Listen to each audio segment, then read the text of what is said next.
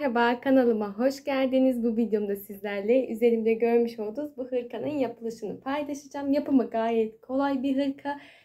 File örgüden oluşuyor aslında ve motifli bir hırka. Birazcık farklı tarzda bir hırka yapmak istedim. Hani böyle pratik olsun, kolay olsun, hemen yapabileceğimiz olsun ve uygun maliyetli olsun istiyorsanız, yani uygun maliyet birazcık göreceli aslında. Çünkü ipinizi uyguna alırsanız uygun maliyetli bir hırka yapabilirsiniz. Ama gayet kolay, herkesin yapabileceği tarzda salaş, dökümlü ve birazcık da böyle uzun bir hırka çalıştım. Bu sefer farklı olarak hep crop yapıyorduk. Bana genelde yorumlarda birazcık da uzun yapalım, salaş olsun istiyoruz demiştiniz. Ben de sizin sözünüzü dinledim ve bu şekilde bir hırka yaparak değerlendirmek istedim. Gayet güzel oldu. Bakın dökümlü de oldu, salaş bir hırka oldu. Ben çok beğendim. Şu şekilde kalkıp göstermek istiyorum sizlere. Bakın sırt kısmında da bu şekilde motifler var. O yüzden gayet güzel oldu. Ölçülerimden ayrıntılı bir şekilde video içerisinde bahsediyor olacağım. Ama ben de her zaman söylüyorum, üzerime deneyerek yapıyorum. Çünkü modeli görüyorum ama elime alıp incelemediğim için direkt zincir çekerek sırtımın ölçüsünü alıp ya da bu ön kısmının ölçüsünü alıp kol ölçümü alıp deneyerek bir model ve ölçü belirliyorum. Kendimce bedenimi belirliyorum aslında. Ben S beden 36 beden kullanıyorum. Benimle aynı vücut ölçülerine sahipseniz birebir aynısını çalışabilirsiniz. Ya da diğer türlü dediğim gibi kendi ölçünüzü kendiniz belirliyor olmanız gerekiyor. Çünkü ipiniz farklı olabilir. Tığ numaranız veya el ayarımız farklı olacağı için benim sayı vermem çok doğru olmayacak. Yorum kısmında genelde soruyorsunuz. O yüzden burada açıklamak istedim. Zincir çekip tamamen kendi istediğiniz ölçüde kendi ölçülerinizi belirleyebilirsiniz. Beden ölçünüzü elde edebilirsiniz. Ama benimle aynıysa benimle birebir çalışabilirsiniz. Bu arada ipim ihraç fazlası bir ipti. Daha önceki videolarımda, sohbet videomda aldığımda aslında sizinle paylaşmıştım. Ve alırken de hırka yapmayı düşünüyordum açıkçası. İnce dokuda bir ip. Bakın şu şekilde bir dokusu var. Bunu kullandım. Ben 10 TL'ye almıştım bir yumağını. 3 yumağın tamamını kullandım. Hatta 4. yumaktan dikiş esnasında kullandım. 3,5 yumak diyelim. O yüzden 35 TL'ye bu hırkayı yapmış oldum. Benim için çok uygun maliyetli, kullanışlı bir hırka oldu. Sizin de elinizde bu şekilde ihraç fazlası ipleriniz varsa değerlendirebilirsiniz. Dediğim gibi elinizdeki ipi değerlendirebilirsiniz ya da aynı dokuda ip elde edebilirsiniz. Videonun başlangıç esnasında ipimden kısaca bahsediyor olacağım. 3,5 numara tığ kullandım ama tamamen benim ipimle alakalı tığ numaram. Siz de ipinize uygun tığ tercih edebilirsiniz. Şunu da söylemek istiyorum. Arkadaki motifler için de elimde olan ipleri kullandım. Bana genelde soruyorsunuz Instagram'da hangi markaya ait diye, ama inanın elimde olan parça parça ipleri kullandım. Hepsi farklı markaya ait. Siz de elinizde olan ipleri, kalınlıkları aynıysa kombinleyerek değerlendirebilirsiniz. O yüzden marka sorsanız da yardımcı olamayacağım. Motifler için elimde olan ipleri kullandım. Gayet güzel bir hırka oldu. Bu tarz videoların devamı gelsin istiyorsanız videomu beğenmeyi, yorum yapmayı ve kanalıma abone olmayı unutmayın lütfen. Instagram'da takip etmiyorsanız açıklama kısmına link bırakıyorum. Tıklayıp takip edebilirsiniz. Orada hatta yaptıklarınızı beni etiketleyerek paylaşabilirsiniz. Çok sevinirim. Şimdi beraber yapılışına geçelim. Öncelikle kullanacağım malzemelerden bahsetmek istiyorum. Elimde bu şekilde 5 tane rengim var. Aslında ana renk olarak bir tane renk kullanacağız ama sırt kısmındaki kullanmış olduğumuz motiflerde istediğiniz şekilde renk kombini yapabilirsiniz. Bunlar tamamen bakın elimde olan iplerdi. O yüzden marka söylemeyeceğim. Ana rengimden bahsetmem gerekirse onu da daha önceki sohbet videomda paylaşmıştım. İhraç fazlası ip, hatta şurada yazıyor ihraç fazlası ürünüdür diye. O yüzden birebir aynısını bulamayabilirsiniz. Yine elinizde olan ya da yeni alacaksanız istediğiniz bir ipi tercih edebilirsiniz. 100 gram ipim kaç yumak kullandığımı da video sonunda bahsediyor olacağım. Diğer iplerim de bakın minik minik elimde kalan ipler. Ve motifler için 5 tane renk kombini yapacağız. Daha sonrasında ise tek renk olarak devam edeceğiz. Şimdi öncelikle kare motiflerimizi yaparak başlangıcımızı yapacağız. Şurada göstermek istiyorum. Ben 5 tanesini yaptım. 6. motifimizi beraber yapacağız.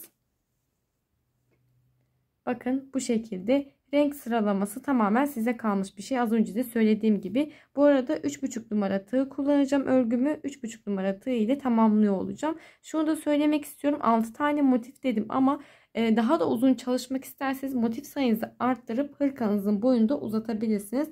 Ya da tamamen İşte motifi arttırmak istemezseniz buradaki sıra sayısını da arttırma yaparak daha geniş ve daha büyük motifler yaparak yine hırkanızın boyutunda değişiklik yapabilirsiniz. Bunu da söylemek istiyorum. Bildiğimiz bir model, zaten her zaman çalıştığımız bir model. Yine kısaca bahsediyor olacağım. Şöyle bir kenara aldım. İpimin ortasına tığımı yerleştiriyorum. Birkaç kez döndürüp sihirli halkamızı yaptık. 1, 2, 3 tane zincir çektim. Tığımıza ipimi bir kez aldım. Halkanın içerisine dönüyorum. 1, 2 tane ikili trabzan yapıyorum. 3 zinciri de bir tane ikili trabzan kabul ediyoruz. 3 tane ikili trabzan yaptım. Bir tane zincir çektim. Tığımıza ipimi bir kez aldım. Tekrardan halkanın içerisine döndüm. 1, 2, 3 tane ikili trabzan yaptım. Bir zincir çektim. Tığımıza ipimi bir kez aldım. Halkanın içerisine dönüyorum. 1, 2,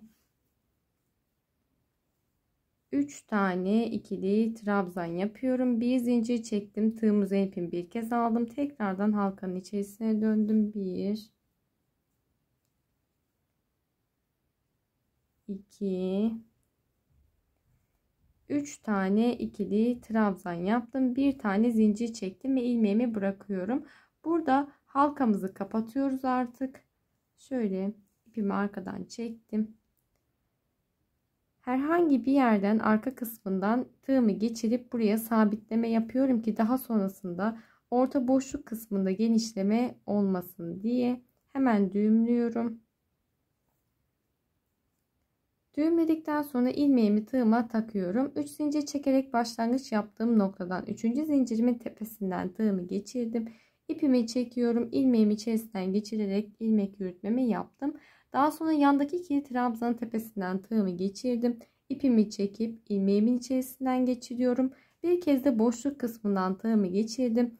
İpimi çekip ilmek yürütmemi yaparak toplamda 3 kez ilmek yürütme yapmış olduk. Orta boşluk kısmına kadar devam ettim. Şimdi burada renk değişikliğine gideceğiz. Hemen ipimi düğümlüyorum. İki ipimin arasından şu şekilde, yani bir düğümleme yapıyorum. Düğümledikten sonra diğer ipimizi artık kesiyoruz. Birinci sırada kullandığımız ipimizi, onunla işimiz bitmiş oluyor. 1, 2, 3 tane zincir çektim. Tığımıza ipimi bir kez aldım. Hemen dibindeki boşluğa batıp bir tane ikili trabzan yaptım. Tekrardan aynı boşluğa dönüyorum. Bir tane daha ikili trabzan yaptım. 3 zincirle beraber 3 tane ikili trabzan yapmış olduk. Bir tane zincir çekiyorum. Tığımıza ipimi bir kez aldım. Tekrardan boşluğun içerisine döndüm. 1, 2, 3 tane ikili trabzan yapıyorum. Hiç zincir çekmeden tığımıza ipimi bir kez aldım. Yandaki boşluğa atlıyorum. 1, 2, 3 tane ikili trabzan yaptım. Bir tane zincir çektim. Tığımıza ipimi bir kez aldım. Tekrardan boşluğa batıyorum. 1, 2, 3 tane ikili trabzan yapıyorum. Hiç zincir çekmeden tığımıza ipimi bir kez aldım. Yandaki boşluğa atladım. 1, 2, 3 kez ikili trabzan yaptım. Bir tane zincir çektim. Tığımıza ipimi bir kez alıp tekrardan aynı boşluğa dönüyorum. 1, 2, 3 tane ikili trabzan yaptım. Tığımıza ipimi bir kez aldım. Son boşluğumuza geliyoruz. 1, 2, 3 tane ikili trabzan yaptım. Bir zincir çektim. Tığımıza ipimi bir kez aldım.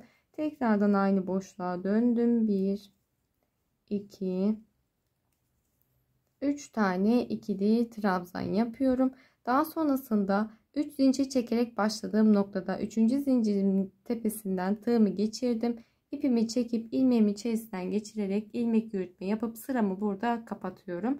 Devamındaki yandaki iki trabzan tepesinden tığımı geçirdim. İpimi çektim. İlmeğimin içerisinden geçiriyorum. Daha sonrasında orta boşluk kısmına geldim. Bir kez daha ilmek yürütme yaptım. Toplamda 3 tane ilmek yürütme yaptık. Buradaki kenar boşluk kısmına kadar devam ettik. Şimdi diğer rengimize geçiyoruz. Hemen dibinden düğümleyelim.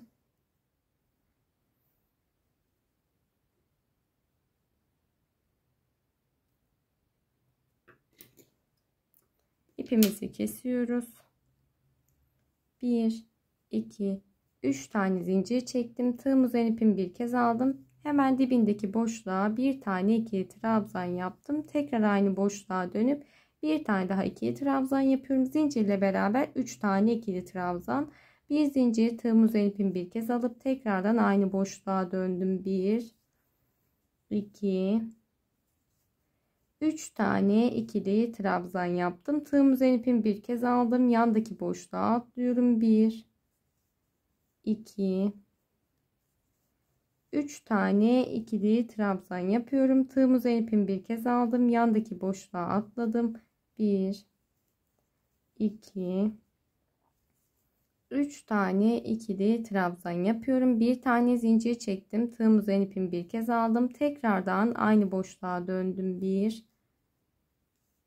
2, 3 tane ikili trabzan yaptım. Devamında yandaki boşluğa atlıyorum. Herhangi bir zincir çekmeden direkt yandaki boşluğa atlayıp 3 tane ikili trabzan.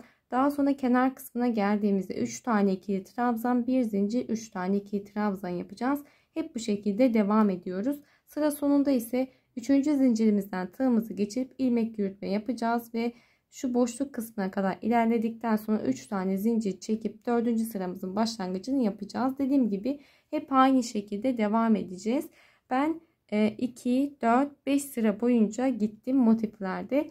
Son sıramızda bakın 3 tane boşluğumuza üçerli ikili trabzanlar yapmış olduk ve bu şekilde tamamlıyoruz motifimizi. Tamamladıktan sonra sıra geliyor alt alta dikme işlemine. Şimdi ekran sığdırabilmek için bu şekilde yatay bir şekilde yerleştirme yaptım ama bu bizim boyun kısmımızda alt kısmımıza kadar ilerliyor olacak, gövde kısmımıza, yani bu dikey bir şekilde olduğunu düşünelim. Şimdi dikme işlemini ben şu şekilde yapacağım. Normalde biliyorsunuz ki örerken birleştirme yapıyorum ama her sırada farklı bir renk olduğu için bu şekilde birleştirmelerde güzel gözükmüyor. Aynı renkte bitiş olsaydı motiflerimizde örerken birleştirme yapabilirdik. Yani son sıramız hep mesela şu kahve tonunda olsaydı ya da kiremit tonunda olsaydı örerken birleştirme yapabilirdik. Ama bu şekilde farklı olduğunda örerken birleştirme yapınca güzel gözükmüyor. Dikersek yine iki rengimizden birini tercih etmemiz gerekiyor. Bu da görüntü olarak güzel gözükmeyecekti. O yüzden bu şekilde bir tane ip aldım. Ben de bunu Instagram'da birisinde görmüştüm. İlk defa kullanacağım. Hayalet ip. Yani misina şeklinde aslında gözükmüyor. Şeffaf bir ip. İnce şeffaf şeklinde bir ip. Bunu kullanacağım dikme esnasında. Çünkü dikiş noktamın belli olsun istemiyorum. Hayalet ip deniliyor. Transparan ip deniliyor. Tam ismini bilemiyorum. Ama dediğim gibi bu şekilde görünmeyen ince bir ip. Bunu tercih ettim. İğneme taktım hatta ipimi. Hemen şimdi şöyle iki tane motifimizi yan yana alıyoruz.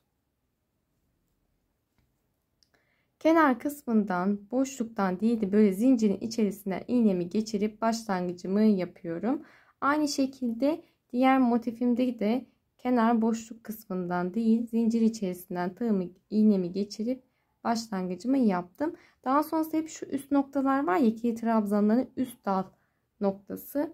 Oradan bakın karşılıklı iğnemi geçirip düz bir şekilde dikme işlemimi gerçekleştireceğim. Gerçekten bu arada şunu söylemek istiyorum. Büyük ihtimal siz de şu anda göremiyorsunuz ama ip gayet güzel. Bu şekilde arada dikme işlemimiz hiçbir şekilde gözükmediği için istediğiniz gibi dikebilirsiniz. Ve renk farklılığı da olmadığı için gayet güzel gözüküyor. Ben çok beğendim. Mutlaka alabiliyorsanız bu şekilde bir ip alın ve elinizde bulunsun. Sadece bu hırka için değil, daha sonrasında da kullanabilirsiniz. Devamında burada farklı bir şey yapmıyorum. Dümdüz tüm motiflerimi bakın bu kenar kısımlarını dikeceğim. Ta ki şu kenar kısmına kadar ilerleyeceğim. Daha sonrasında alttaki motifimin kenar kısmından dikme işlemimi tamamlayıp geliyorum. Şimdi size bahsettiğim gibi 6 tane motifimi alt alta birleştirme işlemini tamamladım. Geldim. Şunu da söylemek istiyorum. Bu şekilde sizlere bir tane motifimin ölçüsünü söylemek istiyorum. 10,5 santim. Çünkü ipinize göre farklılık gösterebilir. Genelde bana soruyorsunuz. Daha sonrasında yardımcı olamayabiliyorum. O yüzden şimdi söylemek istedim. Ve toplamda bu şekilde ölçtüğümüzde bakın 6 motifin uzunluğu ise şöyle düzelttiğimizde 62 santim uzunluğunda. Yani hırkamızı bundan birkaç santim daha uzun olacak. Dediğim gibi bu şekilde 6 tane motifimiz 62 santim uzunluğunda. Bir motifimiz de 10,5 santim uzunluğunda ölçüsünde. Şimdi bu şekilde 6 tane motifimizi birleştirdikten sonra dikme işlemi de bu arada şöyle yakından göstereyim. Gayet güzel gözüküyor. Hiç belli değil. Dediğim gibi bu ipi bulabiliyorsanız bunu kullanıp dikme işleminizi bu iple gerçekleştirmenizi tavsiye ederim. Çünkü çok güzel oldu. Şimdi şöyle bir başlangıç yapacağız. Etrafında bir sıra boyunca üçlü. Şimdi şu şekilde bir şey yapacağız. Bir sıra boyunca dönerek ikili trabzanlar yapacağız. İstediğiniz rengi tercih edebilirsiniz. Bir tane zincir çekerek başladım. Hemen bakın en alttaki motifimin kenar kısmından tığımı geçiriyorum. Kenar boşluk kısmından tığımı geçirdim. Tığım üzerine ipimi bir kez almıştım. Bir tane ikili trabzan yaparak başlangıcımı yaptım. Devam ediyorum. Kenar kısmına yine kenar boşluk kısmımızı yapacağız. 2 3 tane ikili trabzan yaptım. Bir zincir çektim. Tığım üzerine ipimi bir kez alıp aynı boşluğa dönüyorum. 1 2 3 tane ikili trabzan yaptım. Hiç zincir çekmeden tığım üzerine ipimi bir kez alıp yandaki boşluğa atlıyoruz. 1 2 3 tane ikili trabzan yapıyorum ve devam ediyorum aynı şekilde. Tüm boşluk kısımlarına bakın üçerli ikili trabzanlar yaptım. Şimdi burada birleştirme yaptığımız iki tane kenar kısmımız var. Tığım üzerine ipimi bir kez aldım. Buradaki kenar kısmına batıyorum. 1 2 3 tane ikili trabzan yapıyorum. Tığım üzerine ipimi bir kez aldım. Yandaki motifimin kenar kısmına atladım. 1 2 3 tane ikili trabzan yaptım. Bakın bu şekilde geçişimi sağlamış oldum diğer motife. Devamında da hep aynı şekilde ilerleyeceğim. Ta ki şu üstteki motifime kadar devam ediyorum. Kenar kısmına kadar devam ettim. Kenar kısmına geldiğimizde bakın üstteki yine aynı şekilde kenar kısmımızı yapıyor olacağız. 1 2 3 tane ikili trabzan yaptım. Bir tane zincir çektim. Tığım üzerine ipimi bir kez alıp tekrardan aynı boşluğa dönüyorum. 1 2 3 tane ikili trabzan yaptım. Daha sonra yandaki boşluğa atlıyorum. 1 2 3 tane ikili trabzan yapıyorum. Tığım üzerine ipimi bir kez aldım. Yandaki boşluğa atladım. 1 2 3 tane ikili trabzan yaptım. Tığım üzerine ipimi bir kez aldım. Yandaki boşluğa atladım. 1 2 3 tane ikili trabzan yaptım. Yandaki boşluğa atlıyorum. 1 2 3 tane ikili trabzan yapıyorum. Yine kenar kısmına geldim. 1 2 3 tane ikili trabzan yaptım. Bir tane zincir çektim. Tığım üzerine ipimi bir kez aldım. Tekrardan aynı boşluğa dönüyorum. 1 2 3 tane ikili trabzan yaparak dönüşümü sağlamış oldum. Daha sonrasında yandaki boşluğa atlayıp 3 tane ikili trabzan yapıyorum. Ve devamında aynı şekilde şu karşı tarafta ne yaptıysak yani her boşluğa 3 tane ikili trabzan yaparak sıra sonuna kadar devam etmiştik. Yine aynı şekilde bu kenar kısmından başlangıcımızı yaptık. Buradaki kenar kısmımıza kadar devam ediyoruz. Bahsettiğim gibi kenar kısmına kadar geldim. 3 tane ikili trabzanımı yaptım kenar kısmına. Bir tane zincirimi çektim. Tığım üzerine ipimi bir kez alıp tekrardan aynı boşluğa dönüyorum. 1 2 3 tane ikili trabzan yaparak dönüşümüzü sağlamış olduk. Bakın bu noktada. Daha sonra devamında yine her boşluğa 3 tane ikili trabzan yaparak devam ediyoruz. Son boşluğa da 3 tane ikili trabzanımı yaptım. Daha sonrasında birinci ikili trabzanın tepesinden tığımı geçiriyorum. İpimi çektim. İlmeğimi içerisinden geçirip ilmek yürütmemi yapıyorum. Ve bu noktada bir tane zincirimi çekip artık ipimi keserek sıramı tamamlıyorum. Şu şekilde bakın göstermek istiyorum. Şimdi biz motiflerimizin dikme işlemini tamamladıktan sonra bir sıra boyunca kenar kısmından başlangıç yapıp tüm kenar boyunca gidip yine aynı noktaya kadar geldik. İlmek yürütme yaparak sıramızı tamamladık. Sadece bunu bir sıra boyunca yapacağız. Şimdi üzerine 2 sıra daha gideceğiz ama 2 sıramızı bu şekilde tüm kenar boyunca gitmeyeceğiz. Şimdi neyden bahsettiğimi göstermek istiyorum sizlere. Şu şekilde yine başlangıç yaptığım noktadan bir başlangıç yapmak istiyorum. Bir tane zincir çekerek başlangıcımızı yapıyoruz. Tığım üzerine ipimi bir kez aldım. Hemen bakın yine aynı kenar kısmından, orta boşluk kısmından tığımı geçirip bir tane ikili trabzan yaptım. Devam ediyorum aynı noktaya 2 3 tane ikili trabzan yaparak başlangıcımızı yaptık. Bundan sonra kenar kısmında kenar yapmayacağız. Sadece 3 tane ikili trabzan yaptım. Çünkü devamında her boşluğa 3 tane ikili trabzan yapacağım. Diğer kenar kısmına 3 tane ikili trabzan yapıp sıramızı tamamlayacağız. Dönüş sağlamayacağız yani diğer kenar kısmına kadar. Dediğim gibi devam ediyorum aynı şekilde. Her boşluğa 3 tane ikili trabzan yapıyorum. Şimdi bahsettiğim gibi kenar boşluk kısmına kadar geldim. 1 2 3 tane ikili trabzan yaparak sıramı tamamlamış oldum. Bir tane zincirimi çektim ve artık burada ipimizi kesiyoruz. Devamında az önce de bahsettiğim gibi buraya doğru devam edip diğer tarafa geçişimizi sağlamıyoruz. Bu saatten sonra tek sıra halinde devam edeceğiz. Şimdi üstüne bir tane daha renk gideceğim bir sıra boyunca. Şu krem rengimi aldım. Hemen şu kenar kısmından başlangıç yaptığım noktadan başlangıcımı yapıyor olacağım yine. Bir tane zincirimi çektim. Tığım üzerine ipimi bir kez aldım. Şimdi bakın burada direkt boşluk olmadığı için 3 tane ikili trabzan olduğu için birinci ikili trabzanın tepesinden tığımı geçiriyorum. İpimi çektim. 1-2 seferde çekerek bir tane ikili trabzan yapıyorum. Tığım üzerine ipimi bir kez aldım. Direkt bakın zincir çekmeden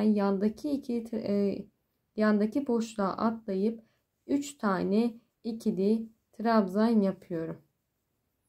Bakın şu şekilde bir tane boşluk yapmış oldum bu noktada. Çünkü diğer türlü direkt boşluğa batarsam buraya ikili trabzan yapmadan bir tane eksiltme yapmış gibi gözükecek. Yani burada düz bir görüntü elde edebilmek için bu şekilde bir başlangıç yapıyoruz.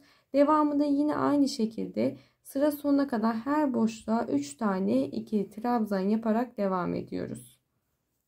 Sıra sonuna geldiğimizde yine aynı başlangıçtaki gibi bir tane ikili trabzan yapmamız gerekiyor. Düz bir görüntü elde edebilmek için son boşluğuma 3 tane ikili trabzan yapıp bir zincir çekip ipimi kesmiyorum.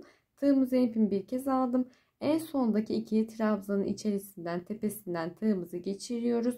Bir tane ikili trabzan yaparak burada düz bir görüntüyü sağlayıp bir tane zincirimizi çekip ipimizi kesiyoruz. Ve bu şekilde sıramızı tamamlamış olduk. Bir tane kiremit rengimize tüm etrafını dönüp gelmiştik. Motiflerin üzerine 2 sırada sadece bu kenar için gittim. Aynı işlemi 2 sıra yani buradaki kenar içinde giderek tamamlayıp geliyorum. Daha sonra ben bir tarafı bu şekilde gittim. Modeli belirlemek, kavrayabilmek için diğer tarafı beraber yapacağız. Hatta şu şekilde gösterebildiğim kadarını göstermek istiyorum size. Direkt üzerine çakma sık iğne yaparak başlangıç yapacağız. Şu kenar kısmından ve üzerine kafesler yapacağız. Kafesleri saydığımda kaç sıra boyunca 1, 2, 3, 4, 5, 6, 7, 8, 9. 9 sıra boyunca bakın bu şekilde git gel yaptım. Yalnız şunu söylemek istiyorum. Şu şekilde bir ölçü belirledim. Ben burayı motiflerin olduğu kısmı tamamen boynuma yerleştirdim. Boynunuza yerleştirdikten sonra işte omuz tarafınızı ayarlama yapıyorsunuz. Ne kadar uzunlukta istiyorsanız. Şimdi ben 9 sıra diyorum ama size küçük ya da büyük gelebilir. O yüzden en ideal sonucu elde edebilmek için dediğim gibi şu şekilde arkadan boynunuzu buraya yerleştiriyorsunuz. Ve ne kadar uzunlukta yapmak istiyorsanız o kadar devam ediyorsunuz. Fikir olması açısından da benim ölçüm 9 sıra boyunca, sadece kafesleri saydığımda 9 sıra boyunca devam ettim. Şimdi şuradan bir başlangıç yapalım beraber.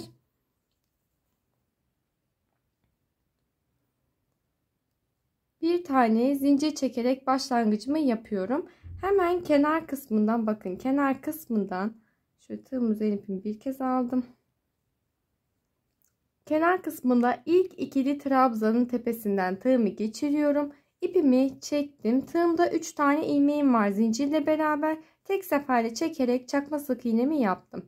Tığımı ipimi bir kez aldım. Yandaki ikili trabzanın tepesinden tığımı geçiriyorum. İpimi tek seferde çekerek çakma sık iğnemi yapıyorum. Tığımı ipimi bir kez aldım. Yandaki ikili trabzanın tepesinden tığımı geçirdim. İpimi çekip tek seferde çekerek çakma sık iğnemi yapıyorum. Tığımı ipimi bir kez aldım. Yandaki ikili trabzanın tepesine atlayacağım. Bakın boşluk kısmından değil, ikili trabzanın tepesinden tığımı geçiriyorum. İpimi tek seferde çekerek çakma sık iğnemi yapıyorum. Tığımı ipimi bir kez aldım. Yandaki ikili trabzanın tepesinden tığımı geçiriyorum. İpimizi çektiğimizde bakın bu şekilde tığımızda 3 tane ilmeğimiz var. Hepsini tek seferde çekerek çakma sık iğnemizi yapıyoruz. Tığımı ipimi bir kez aldım. Yandaki ikili trabzanın tepesinden tığımı geçiriyorum. İpimi tek seferde çekerek çakma sık iğnemi yapıyorum. Hemen burada motifimizin sonuna kadar ilerleyeceğim. Daha doğrusu sıra sonuna kadar ilerleyeceğim. Ekstra farklı bir şey yok. Az önce de gösterdiğim gibi her ikili trabzanın tepesinden tığımızı geçiriyoruz. Boşluk kısmına batmıyoruz. İkili trabzanın tepesinden ilerleme yapacağız. Bakın hep aynı şekilde ilerleyip sıra sonuna kadar devam ediyorum. Sıra sonuna kadar geldim. Sıra sonunda son ikili trabzanımızın tepesinden de tığımızı geçirip çakma sık iğnemizi yaparak sıramızı tamamlıyoruz. Daha sonrasında örgümün iç kısmını çeviriyorum. Ters tarafını çeviriyoruz. Ve burada 1, 2, 3, 4 tane zincir çekiyorum. Tığımı ipimi bir kez aldım. Burası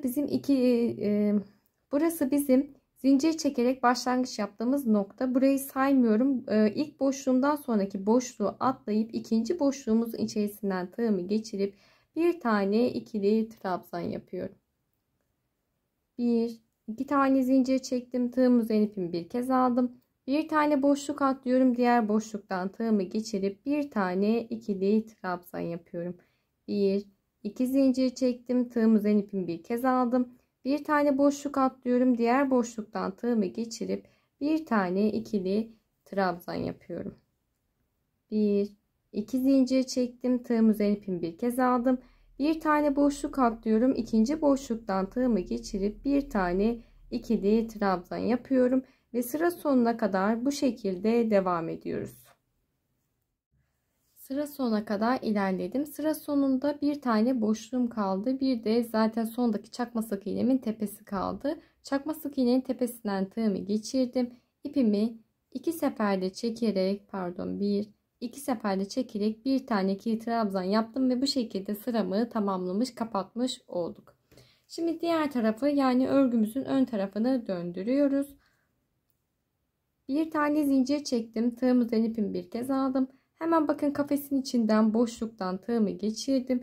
Tığımda bu şekilde 3 tane ilmeğim var. Tek seferde çekerek çakma sık iğnemi yapıyorum. Tığımızdan ipimi bir kez aldım. İkili trabzanın tepesinden tığımı geçiriyorum. İpimi tek seferde çekerek çakma sık iğnemi yaptım. Tığımızdan ipimi bir kez aldım. Orta boşluk kısmından, kafesin boşluk kısmından tığımı geçiriyorum. İpimi tek seferde çekerek çakma sık iğnemi yaptım.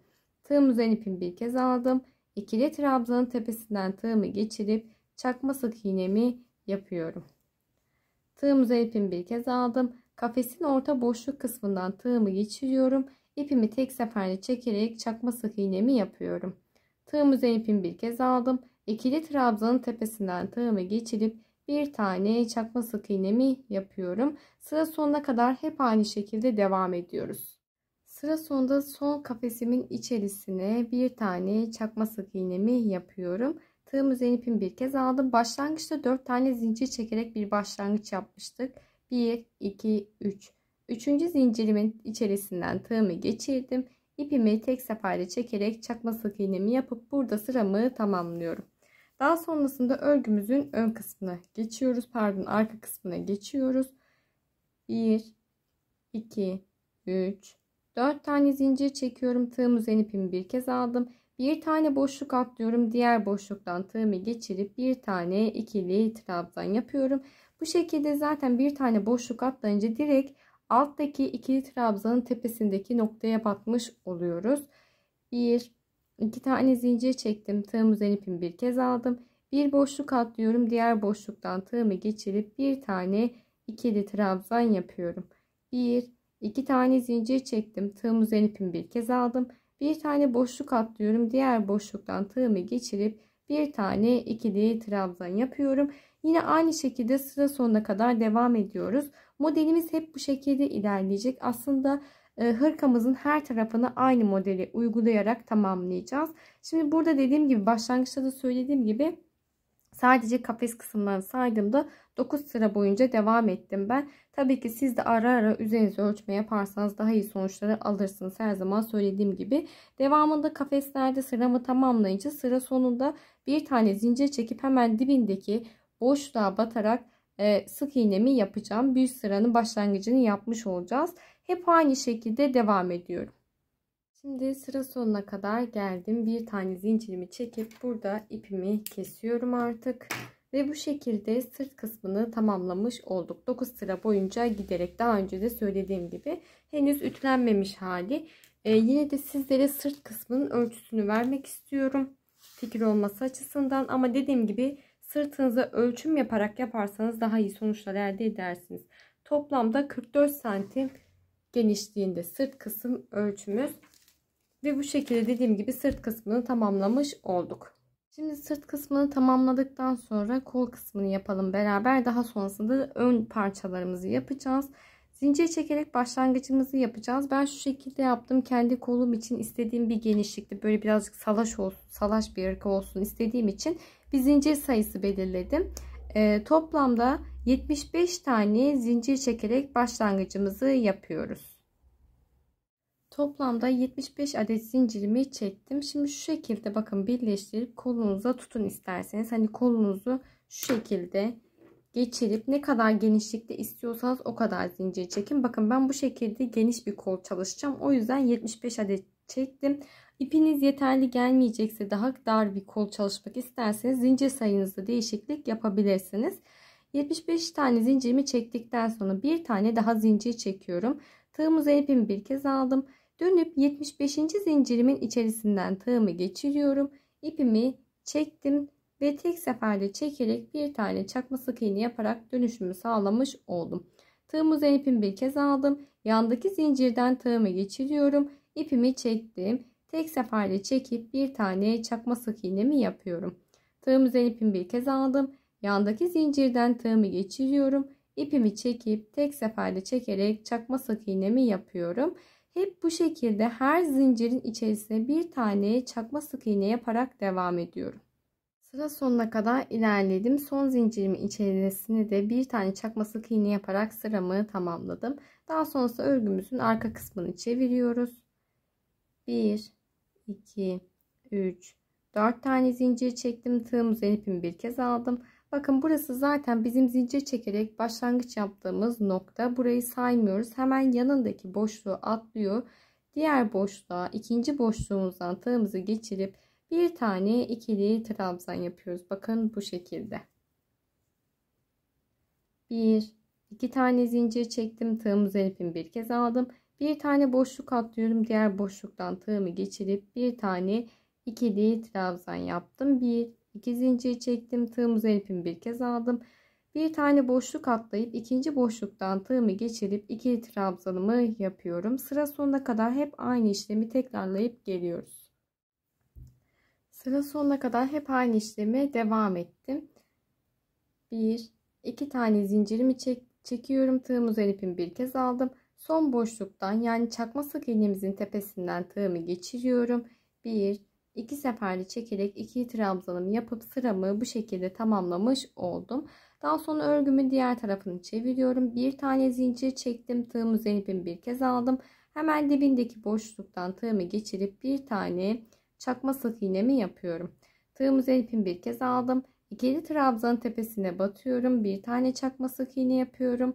Tığım üzerine ipimi bir kez aldım. Yandaki boşluk kısmından tığımı geçirip bir tane çakma sık iğnemi yaptım. Tığım üzerine ipimi bir kez aldım. İkili trabzanın tepesinden tığımı geçiriyorum. Çakma sık iğnemi yapıyorum. Hep aynı işlemi sıra sonuna kadar devam ediyoruz. Sıra sonunda 4 tane zincir çekip diğer tarafını döndürüyoruz örgümüzün. Bir tane boşluk atlayıp ikinci boşluğumuzu, iki trabzanımızı yaparak devam ediyoruz. Aynı sırt kısmında yaptığımız gibi kol kısmında da istediğimiz boyuta ulaşana kadar bu şekilde devam ediyoruz. Bakın bu şekilde 2 tane kol kısmını tamamladım. Geldim.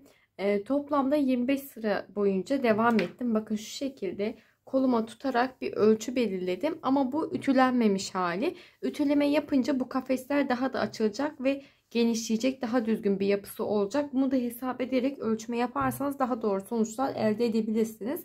Sadece kafes kısmını saydığımda dediğim gibi ben 25 sıra boyunca gittim.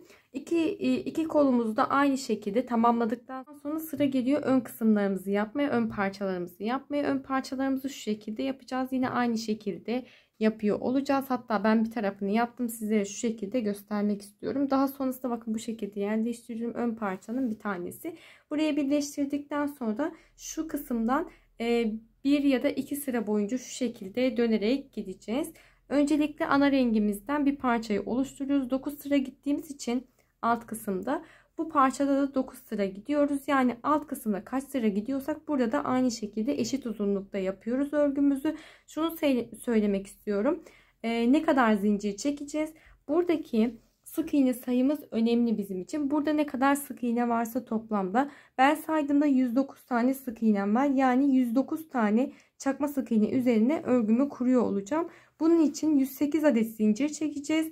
Daha sonrasında bir zincir çekerek dönüşümüzü sağlıyoruz. Onu da bir sık iğne olarak kabul ettiğimiz için toplamda 109 sık iğneye eşitlemiş olacağız.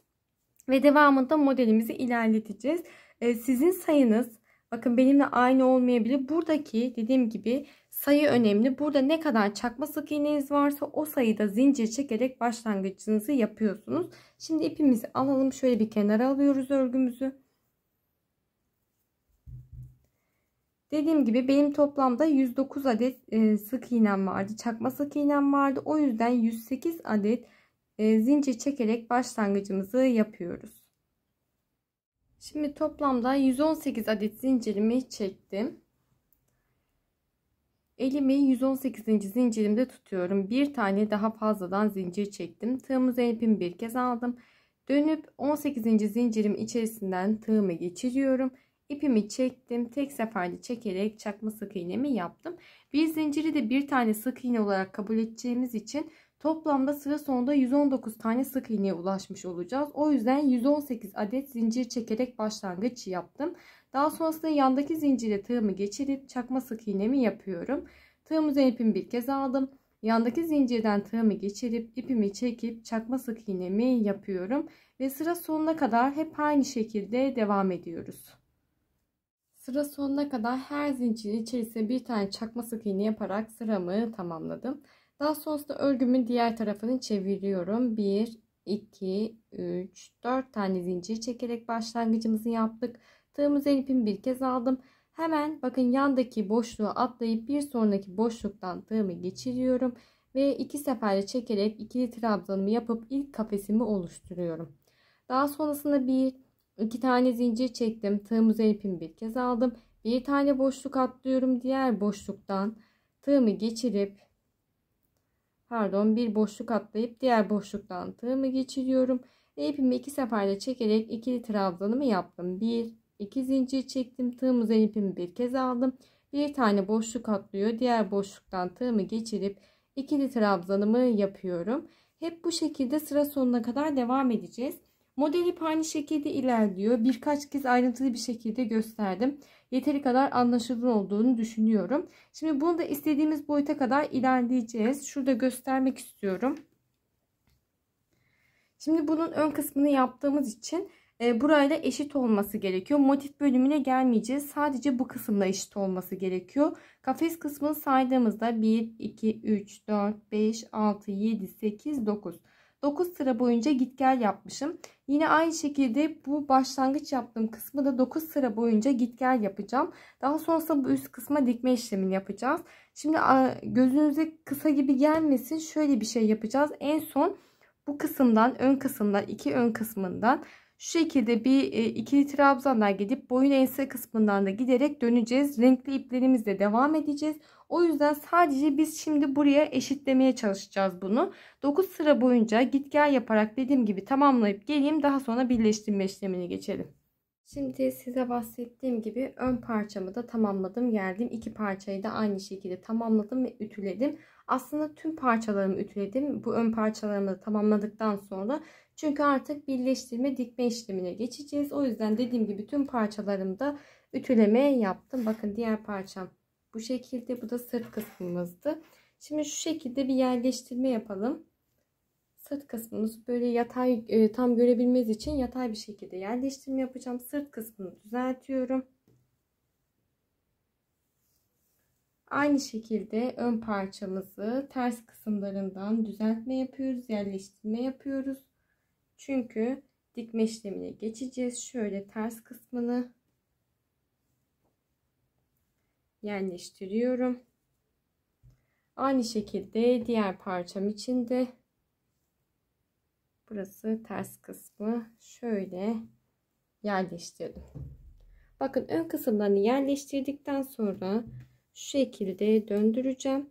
Bu kısımlardan dikme yapacağız. Hemen şu omuz kısımlardan zaten eşit yaptığımız için, bakın arka kısmı ile eşit olduğu için bu kısımdan başlayarak direkt dikme işlemimizi gerçekleştireceğiz.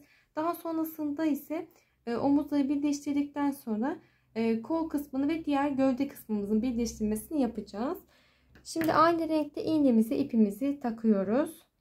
Hemen şu kenar kısmından şu ipimi de şöyle tutayım, bu arada yok etmiş olalım. Hemen kenar kısmından birinci sık iğnenin içerisinden, çakma sık iğnenin içerisinden ya da herhangi bir boşluktan iğnenizi geçirebildiğiniz başlangıcımızı yapıyoruz. Dikmeye başlıyoruz. Dediğim gibi düz bir dikiş yapacağız. Farklı bir şey yok. Şimdi ben bu kenar kısmını birleştireyim, omuz kısmını pardon birleştireyim sıra sonuna kadar. Yine aynı şekilde buradaki kenar kısmımızın da birleştirmesini tamamlayıp geliyorum. Şimdi size bahsettiğim gibi iki omuz kenarımı da sabitlemesini yaptım, birleştirmesini yaptım. Şimdi sıra geldi kol kısmının dikiş işlemine. Kol kısmımızı dikelim, daha sonra sabitlemesini yapalım. Yine aynı şekilde bakın ters kısmındayım. Ben ipimi uzun kestiğim için ipime iğnemi taktım, bitiş noktasındaki ipime. Daha sonrasında dediğim gibi örgümüzün ters kısmındayız. Ve yine karşılıklı düz bir şekilde dikme işlemimizi gerçekleştireceğiz. Burada önemli olan kısım modelimizin birbirine eşit gelmesi. Yani şu şekilde, bakın tam görebiliyor musunuz emin değilim ama çakma sık iğnenin çakma sık iğne yaptığımız kısma denk gelmesi gerekiyor. İşte kafes yaptığımız kısmın da yine kafes boşluk olan kısma denk gelmesi gerekiyor. Diğer türlü yamultma yaparsanız, eğer eşitlemezseniz bir tarafı uzun bir tarafı kısa olacaktır. O yüzden bu nokta önemli. Parmağınıza sürekli düzeltme yaparak eşit bir şekilde tüm kol boyunca devam edip dikme işlemimizi tamamlıyoruz. Şimdi bakın kol kısmının dikme işlemini tamamladım. Aynı size bahsettiğim gibi ilerleyerek dikiş işlemimi tamamladım. Kol kısmını tamamladıktan sonra ne tarafından dikmek isterseniz dikebilirsiniz. Fark etmiyor model olarak zaten. İstediğiniz bir kenardan buraya yerleştirmesini yapıyorsunuz. Şu şekilde. Öncelikle kol kısmının dikme işlemini gerçekleştireceğiz. Oval şekilde ilerleyip daire şeklinde dikme işlemini gerçekleştirdikten sonra gövde kısmının dikmesini tamamlayacağız. Şu şekilde düzelttiğimde şu alt kısmından başlangıç yapmamız gerekiyor. Öncelikle modelinizi tamamen eşitliyorsunuz. Alt kısmında kafesler birbirine eşit gelecek şekilde. Daha sonrasında kol kısmının yerleştirmesini yapıyorsunuz. İyice ayarlama yaptıktan sonra öncelikle bu kısmı bakın şu şekilde gövde kısmından 2 tane çakma sık iğnenin hem üstteki parçamın hem alttaki parçamın sık kısmından tığımı geçiriyorum. Bir kez bir başlangıç yapıyorum. Bakın tekrardan aynı boşluktan dönüp başlangıcımı yapıyorum. Bu noktayı sabitlemek için, belirlemek için kol kısmı için ayırdığımız bölüm burası. Bakın bu şekilde belirlemiş oluyoruz. Başlangıcımızı bu şekilde yaptıktan sonra sırasıyla dikerek ilerleyeceğiz. Kol kısmından bakın şu şekilde iğnemi geçirerek başlangıcımı yapıyorum. İki parça halinde, bir bütün halinde değil. Bu boşluk kısmını dikmiyoruz. Bu boşluk kısmından çünkü kolumuz gelecek. Bakın şu kısımdan şöyle kolumuzu geçireceğiz. O yüzden boşluk kısmını dikmiyoruz. Üstteki kısmından şu şekilde elinizle eşitleme yapıyorsunuz. Ve bu belirlediğiniz kısma yerleştirip yitirerek, eşitleyerek dikme işlemimizi gerçekleştiriyoruz. Dikme işleminde farklı bir şey yok. Düz bir dikiş yapıyoruz. Önemli olan burada kol kısmınızı yerleştirmek, işte modelimizin eşit olması ve bırakmış olduğumuz boşluğa tamamen kolu yerleştirebilmek. Şimdi ben bu başladığım noktaya kadar ilerleyeceğim. Bakın düz bir şekilde ilerliyorum. Şu kısımdan şöyle dönüşümü sağlayacağım. Zaten düz bir şekilde ilerlediğimiz için burada da farklı bir şey yok. Başladığım noktaya kadar devam ediyorum. Bahsettiğim gibi kol kısmının tamamını dikme işlemini tamamladım. Bakın buradan başlamıştık beraber. Bu şekilde dönerek diğer tarafını sabitlemesini yaptım. Yine başlangıç noktama geldim. Başlangıç noktamıza geldiğimizde ipimizi kesmiyoruz. Çünkü gövde kısmı için devam edeceğiz. Az önce de söylediğim gibi gövde kısmında da modellerimizi eşitliyoruz. Yani bakın boşluklar birbirine denk gelecek şekilde. Elimizi düzeltip eşitlemesini yaptıktan sonra direkt bakın gövde kısmına doğru bir ilerleme yapıyorum. Dikme işlemime devam ediyorum. Ekstra çünkü ipi kopartıp tekrardan bir başlangıç yapmanın anlamı yok. Direkt buradan koltuk altı kısmından alt gövde kısmımızı dikerek tamamlayacağız. Düz bir dikiş yapacağız. Önemli olan nokta az önce de söylediğim gibi modelleri eşitlemek. Daha sonrasında bu birleştirme kısmını tamamladıktan sonra aynı şekilde buradaki kol kısmını da sabitleyeceğim buraya dikerek ve daha sonrasında gövde kısmını tamamlayıp geliyorum. Şimdi tüm birleştirme işlemimi tamamladım, geldim. Hem buradaki gövde kısmının dikme işlemini tamamladım. Bakın alt kısma kadar bu şekilde bir görüntüye ulaşıyoruz. Şu an düz kısmını çevirdim. İç kısmı bakın burada. İç kısmından dikme işlemimizi gerçekleştirmiştik. Gayet güzel gözüküyor. Aynı şekilde diğer tarafın da birleştirmesini beraber başlayıp beraber tamamlamıştık zaten. Şimdi bu şekilde birleştirme işlemlerimizi tamamladıktan sonra hırkamız henüz bitmiş değil. 2 sıra daha gideceğiz. Şöyle yönünü çevirdim. Hemen şuradan bir başlangıç yapıp devamında aynı şekilde ilerleme yapacağız. Motifinizde kullanmış olduğunuz 2 tane rengi, daha fazla da olabilir tabii ki ama ben 2 tane renk tercih ettim. Kahve ve krem rengiyle bir sıra daha gideceğim. Birer sıra daha giderek hırkamı tamamlayacağım.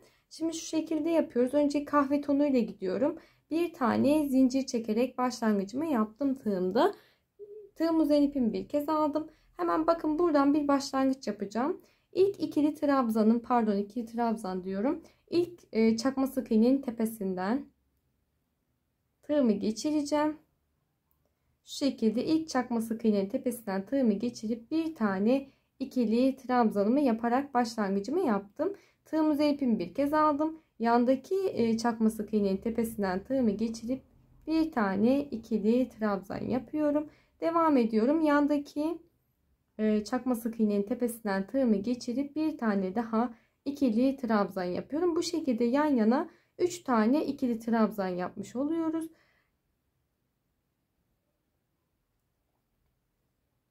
Bir tane zincir çekiyorum. Tığım üzerine ipimi bir kez aldım.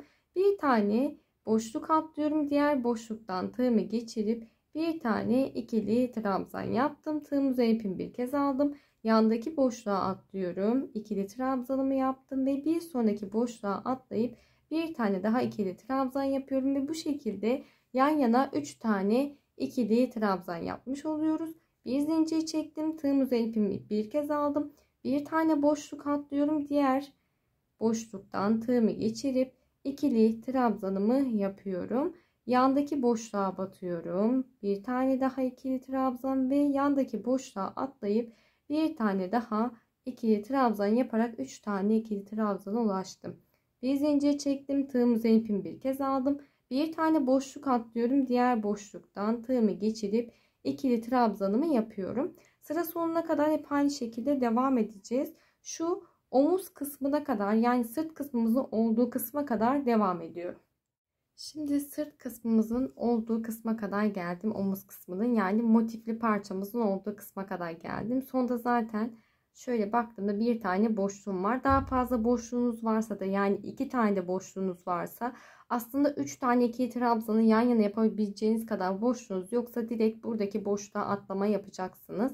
Tığımı ipimi bir kez aldım. Direkt bakın motifimdeki boşluğa atlıyorum. 1 2 3 tane ikili trabzan yapıyorum. Bir tane zincir çektim. Tığımı ipimi bir kez aldım. Yandaki boşluğa atladım. Direkt 1 2 3 tane ikili trabzan yaptım ve bu şekilde sırt kısmımıza dönüşümüzü sağlamış olduk. Devamı da yine her boşluğa 3 tane ikili trabzan yaparak devam ediyoruz. Şimdi diğer kenar kısmına kadar devam ettim. 3 tane ikili trabzanımı yaptım. Son boşluğuma bir tane zincirimi çektim. Tığımı ipimi bir kez alıyorum. Bir tane boşluk atlayıp diğer boşluktan tığımı geçiriyorum. Ve bir tane ikili trabzanımı yaptım. Devamında yandaki boşluğa atlayıp 2, yandaki boşluğa atlayıp 3 tane yan yana ikili trabzanımı yapmış oldum. Bir tane zincirimi çektim. Tığımı ipimi bir kez aldım. Bir boşluk atlıyorum. Diğer boşluktan tığımı geçirip bir tane ikili trabzanımı yapıyorum. Yandaki boşluğa geldim. 2, yandaki boşluğa geldim. 3 tane ikili trabzan yaptım. Bir zincirimi çektim. Devamında aynı şekilde ilerleyeceğim. Bakın buradaki kenar kısmında yaptığımız gibi sıra sonuna kadar devam ediyoruz. Sıra sonuna kadar devam ettim ve sonda 3 tane ikili trabzanımı yaparak sıramı tamamladım. Şimdi burada renk değişikliğine gideceğiz ikinci sıramız için. Hemen dibinden diğer rengimi bağlayacağım, düğümleyeceğim. Şöyle bakın. Hemen şöyle dibinden bağladık. Artık kahverengi rengimizde işimiz bittiği için onu kesiyoruz ve krem rengimizin başlangıcını yapacağız. 2 sıra boyunca gideceğimi başlangıçta da söylemiştim. İkinci sıramın başlangıcını yapacağım. 1 2 3 4 tane zincir çektim. Tığımı ipimi bir kez aldım. Hemen bakın buradaki boşluk kısmına atlıyorum. Bir tane ikili trabzan yapıyorum. Tığımı ipimi bir kez aldım. Boşluğa batmaya devam ediyorum. 2 3 tane ikili trabzan yapıyorum. Bir tane zincirimi çektim. Tığımı ipimi bir kez aldım. Hemen yandaki boşluğa atlıyorum. 1 2 3 tane ikili trabzan yapıyorum. Bir tane zincir çektim. Tığımı ipimi bir kez aldım. Yandaki boşluğa atlıyorum. 1 2 3 tane ikili trabzan yaptım. Bir tane zincir çektim. Tığımı ipimi bir kez alıp yandaki boşluğa atlayıp 3 tane ikili trabzan yapacağım. Ve sıra sonuna kadar aslında her boşluğa 3 tane ikili trabzan yaparak bakın buradaki kenar kısmıma kadar devam ediyorum. Sıra sonuna kadar bahsettiğim gibi her boşluğa 3 tane ikili trabzan yaparak devam ettim. Bir tane zincirimi çektim. Tığımı ipimi bir kez aldım. Sondaki ikili trabzanın tepesinden tığımı geçirip bir tane ikili trabzan yapıyorum ve bu şekilde sıramızı aslında sıramızla beraber hırkamızı da tamamlamış oluyoruz. Ve bu şekilde hırkamızı tamamlamış olduk. Gayet kullanışlı, ideal uzunlukta bir hırka oldu. İpimden bahsetmek istiyorum. 3 yumağımın tamamını kullandım. 4 yumak vardı elimde. Yani 4. yumağımın başlangıcını yaptım, açtım ama sadece dikme amaçlı kullandım. Dikiş için kullandım. Benimle birebir aynı ölçülerde yapacaksanız 3 yumak yeterli olacak. Ama birazcık hani bir tık büyük çalışırım diyorsanız 4 yumak alırsanız sizin için daha iyi ve garanti olacaktır. Bunu da söylemek istedim. Gayet güzel dökümlü bir hırka oldu. Ben çok beğendim. Umarım siz de beğenmişsinizdir. Videomu beğenmeyi ve kanalıma abone olmayı unutmayın lütfen. Bir sonraki videoda görüşmek üzere. Hoşça kalın.